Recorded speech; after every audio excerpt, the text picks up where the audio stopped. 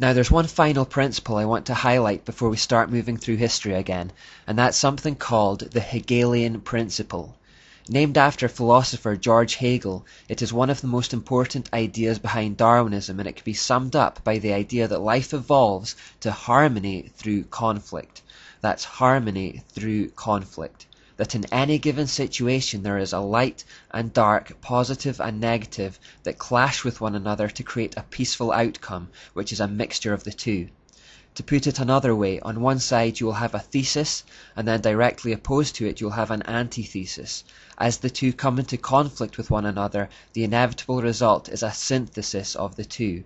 So very simply, thesis v antithesis leads to synthesis. Hegel was a pantheist who believed that you could see this happening in nature all the time.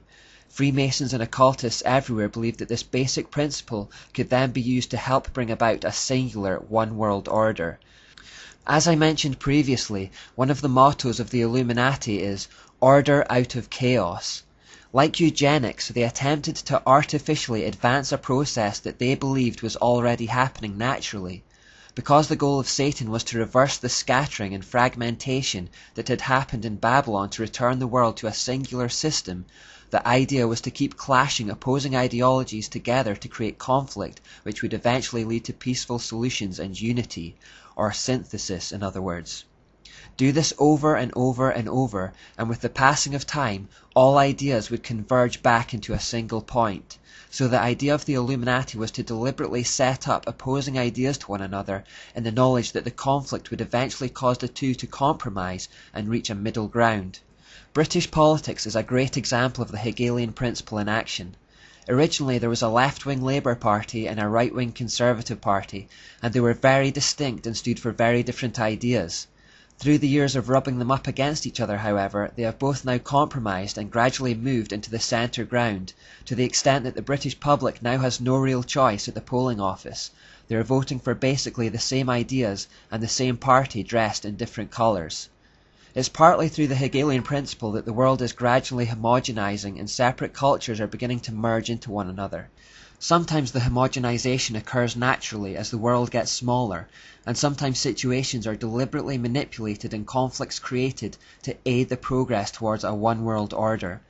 Of course, where conflict between two opposing ideas is necessary to create a synthesis, bloodshed and violence has been encouraged by the elite. Remember, the Jesuits talked about stirring up conflict in places where there had been peace to further their cause. It's the same idea.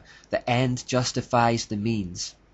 From the conflict of World War I, for example, there came the League of Nations, which was a synthesis, an attempt to join countries together in unity for peace. Similarly, after the conflict of World War II, a synthesis was created afterwards in the United Nations, which exists to this day. We'll look at that more later.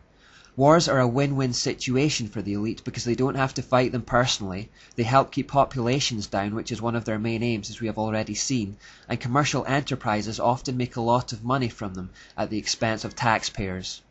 And now, having taken the time to establish the principles of the Enlightenment and what they set out to achieve, we look at their first attempt at overthrowing monarchies and destroying Christianity, the French Revolution.